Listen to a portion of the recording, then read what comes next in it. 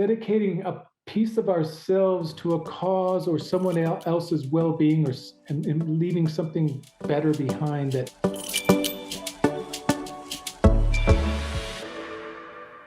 Welcome to Real Health with me, Karl Henry. Folks, if you find yourself barreling towards burnout or have an apathy for life and a lack of joie de vivre, then fear not, you are not alone. In his new book, Languishing, How to Feel Alive Again in a World That Wears Us Down, Professor Emeritus at Emory University, sociologist Dr. Corey Keyes, investigates languishing and why so many are affected by it.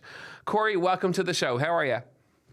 I'm doing well, and thank you for having me. We're delighted to have you on. What part of the world are you in? In North Carolina, in the United States, of course. Oh, fabulous. Lovely part of the world. So look, let's get stuck straight into it. I think this is a fascinating topic. I think languishing is a really interesting area that our listeners are going to love listening to. Remind us, what is languishing? Let's start there, because a lot of people won't know. Well, it's been described as the middle child, somewhere in between depression and true or good mental health. In part because lots of people in the world are free of a mental disorder.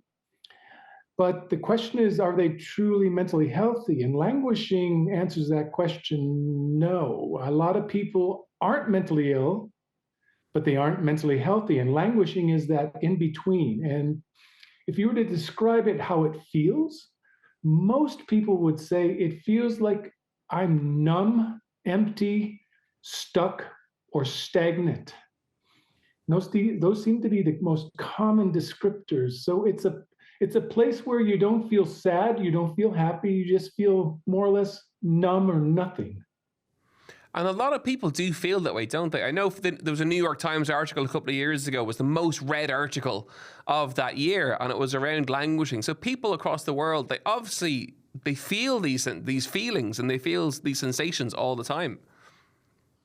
Yes, and it's interesting, Karl, you're even using the word feeling.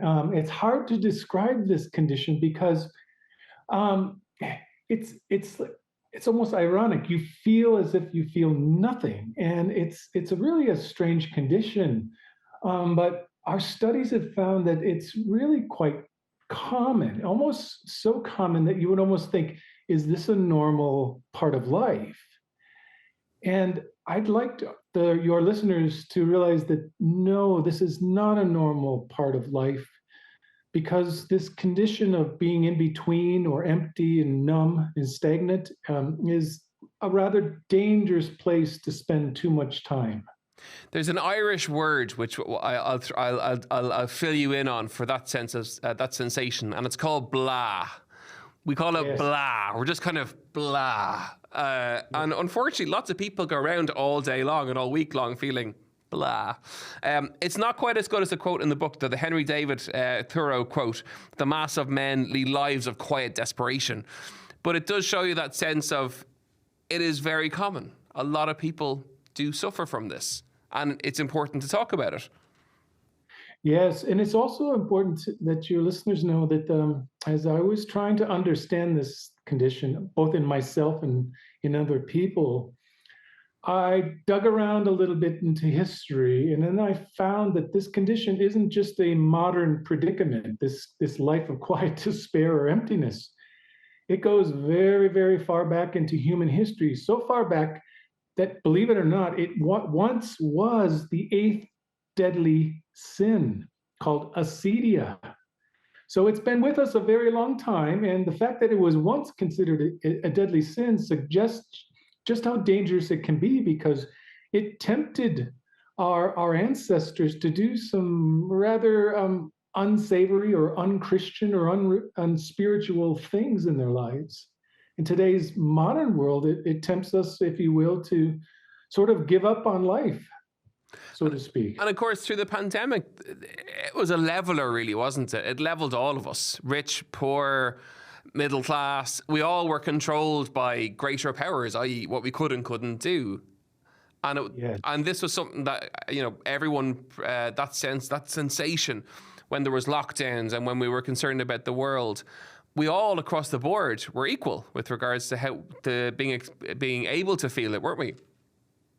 Indeed, I love the word leveler. As a sociologist, this we understand that sometimes tragedies and community traumas come along that equalize people or reduce economic and social differences, and those are very important times in our lives where we suffer from a very common condition where we forget our differences and realize we have to work together to solve a big problem. And I think ironically, it took this pandemic to make more people feel languishing so that it made it important that we discuss this rather, shall we call it, invisible condition. But it was a great leveler. It took from us a lot of things that we took for granted, like our connections, our work, our sense of community and belonging. And I hope we don't forget that too quickly. And let's get to know you a little bit now and your own background. Give us a sense of that, about how your life changed at the age of 12. Tell us a bit more about that.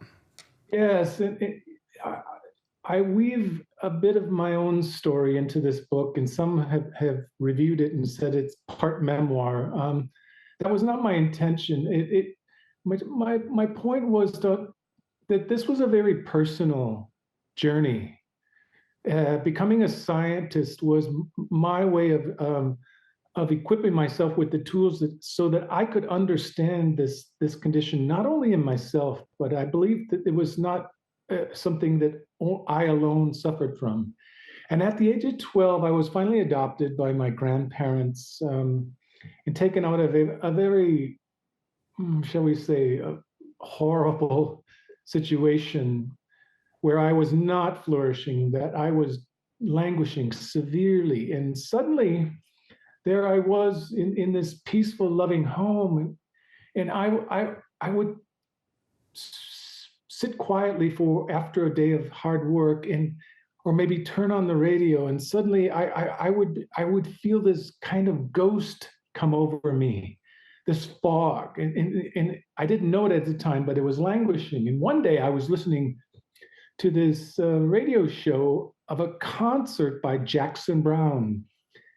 And it was the first time I ever heard his very popular song called Running on Empty. And those lyrics spoke to me very personally because he talked about this running on empty, going somewhere but not knowing where you're going. And you just keep going and moving because it's better to move and distract yourself than to sit quietly and let this demon, if you will, sort of haunt you. And that was my first encounter with languishing, and it was not a pleasant one, but listening to that song made me feel understood for the first time, Karl. And bring us then in terms of invisibility. I know that's something that you talk about. You talk about in the book, and your own personal feeling of invisibility. That people who stay invisible, they stay in the background because they feel unseen. Bring us there a little bit. Yeah, I think this issue of invisibility is another word for describing languishing in a way that I think when we're languishing, we feel like a part of us has been lost. And I talk about this situation of demoralization that's happening in some professional corners of the world, like in the medical profession in the United States. There's a lot of commentary right now of doctors writing about the fact that they can't practice their profession in a way that expresses the values and the deeply held commitments that led them to take on this profession. And so they're having to cut corners and act in a way that violates their own values and commitments. And I think that's what I mean when the world wears us down. It doesn't permit us to live according to the values that give our life meaning. And when we start to cut corners and do things that are unethical, if you will, and we can't live up to the deepest and most meaningful parts of our lives and commitments, we start to feel like we're dying inside. And people talk about this death of their soul. And when that happens and you look in the mirror and you don't see the person that you used to be, or the person you want to be, I think that is the way in which many of us are disappearing into the background, becoming ghosts in this life. And it's a very haunting image because I know what that feels like myself. And it's interesting to me. It's not just people who are living with less education and lower incomes who are feeling this. These are people at the highest levels of education, practicing professions where they should feel like their life has purpose and meaning. But the conditions under which they're working right now, they're describing it as they're dying inside. And we call that demoralization. And it's also fair to say, I think, that people who are like that, then they're almost targeted by the self-help industry sometimes, and the false promises built around that, aren't they? Yes, and I want to be careful because I do think some people are writing these books about things like exhaustion and burnout that are very. There's an attempt here to try to help people, but I'm not sure we've been putting our finger on the problem. And I'm not saying I'd put my finger on the one and only problem, but it's a big problem that we haven't talked about. And I think we mistake languishing for a lot of things that it is not. It's not burnout, but it feels a lot like burnout. But if you've been under a lot of stress in your lives and your work, I think you could end up feeling pretty empty. So it's not to say that burnout might not lead to it. And I think the idea that there's simple fixes, Karl, I don't want to go down that road. I don't want to tell people just change your mind and everything will be good and the conditions around you will change. Like just count your blessings every day. And there's nothing wrong with practicing gratitude. There's nothing wrong with trying to be more optimistic. There's nothing wrong with trying to change your mind and be more hopeful. I'm not saying those are wrong, but frankly, those things target our emotions and make us feel good, if only temporarily.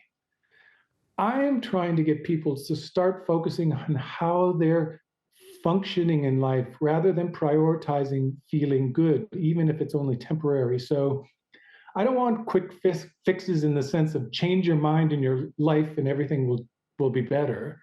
I want you to do something in your life, and I think your mind will be changed and your feelings will change as a result of those behaviors or doing something different. And change can be enlightening, empowering, kind of it can restart you in theory. Well, it's interesting because in one of the 5 chapters at the second part of the book, I talk about learning and growing as one of the things we need to do more of if we want to address this problem of languishing. But it's interesting. I've done several studies about changing and making improvements in your lives and in yourselves. And I write in that chapter about the paradox of improvement, Karl. I don't know if you ever come across this in your own work, but once you start seeing people making improvements in their lives, they see themselves growing and becoming better people. But they'll talk about how it doesn't feel good to change.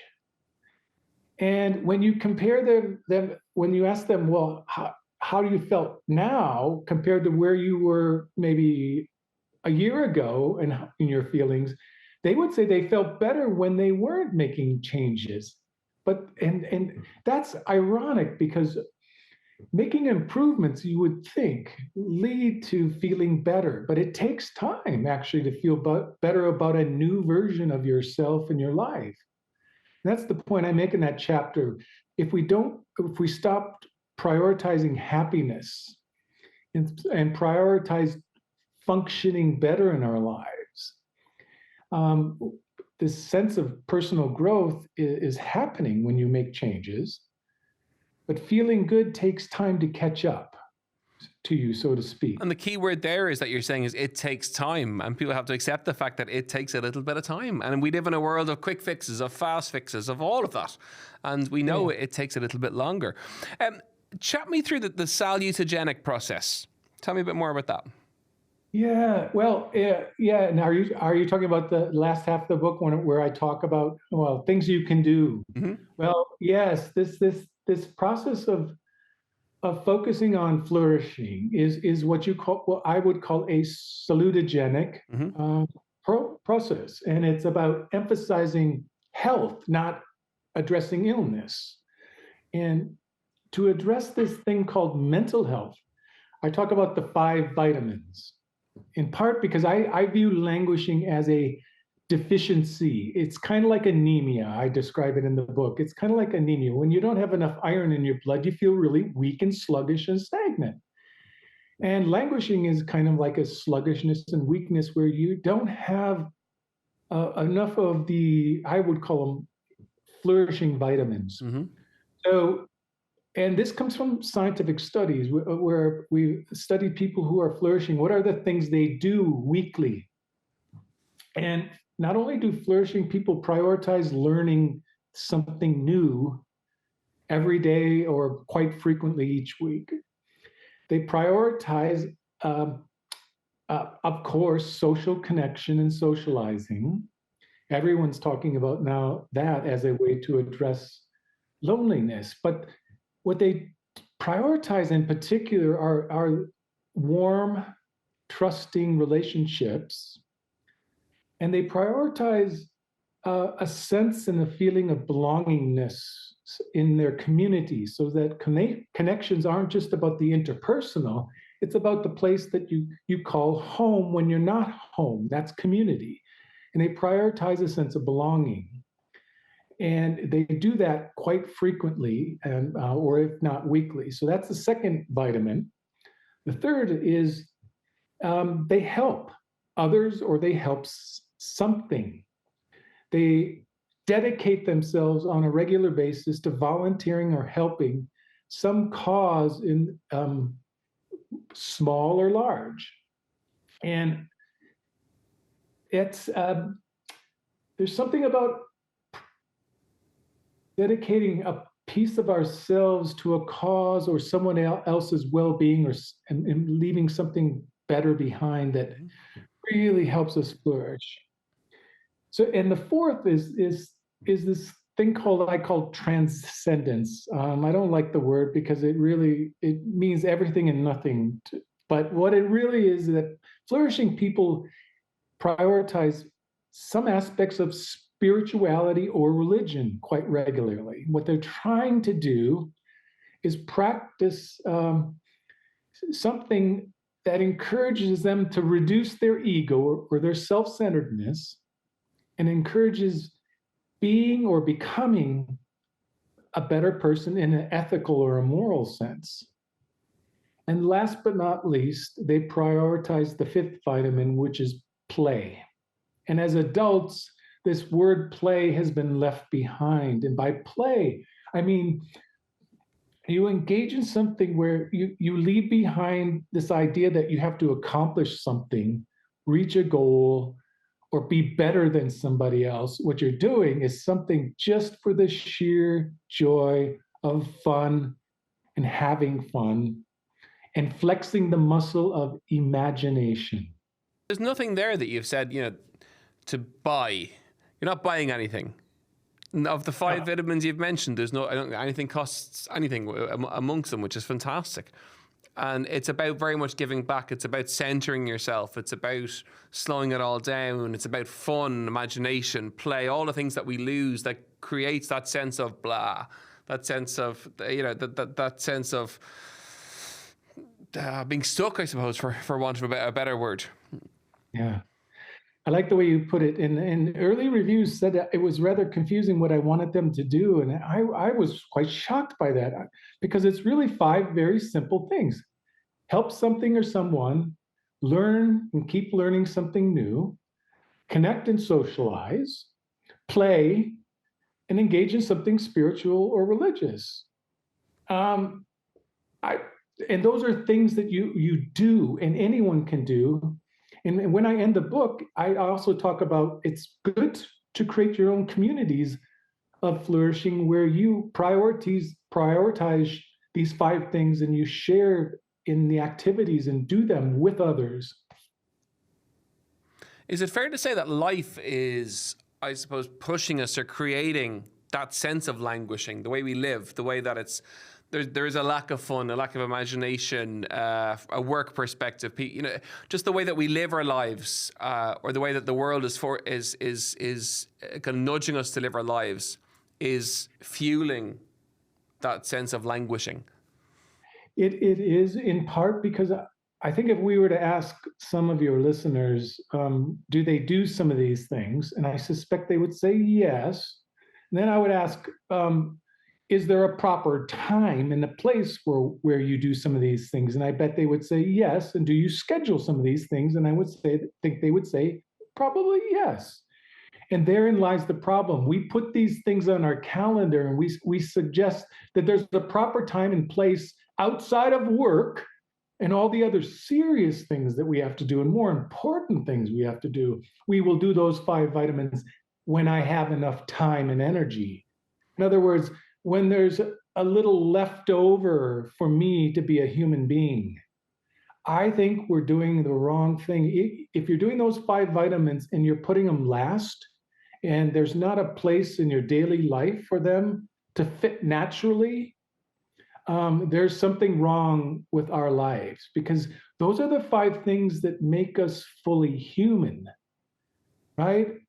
Human beings have always been engaging in something where they're trying to transcend and understand their place in the universe and the mysteries of life. Human beings throughout history have always been engaging in some form of leisure, if you will, or play. Human beings have always needed and will always need to learn and grow, but we think of that as something instrumental rather than something I do just for me, and so on. So even if you're doing these 5 vitamins and it's not addressing languishing, you may be scheduling them and leaving them as the last thing you do when you have energy and time. And I think that's the wrong thing, Karl. Yeah, it brings back that phase of working to live or living to work. And, which one do you choose, which is important. Final question. In the chapter on relationships, you talk about the difference between friend and friendships. I think our viewers or listeners will be intrigued by that one. Yeah.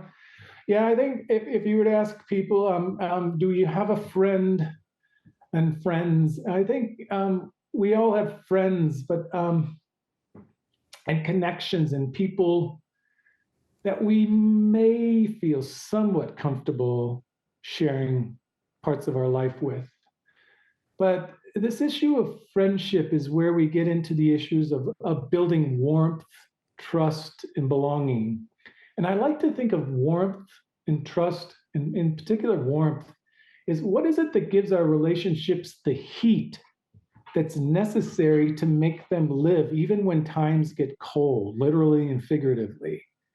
And I talk about things in the book about relationships. For instance, we kind of take it for granted, but equality is a word that I think we need to sort of think deeply about. And friendships of all walks of life, really meaningful friendships, can happen between people who in life have economic or educational differences.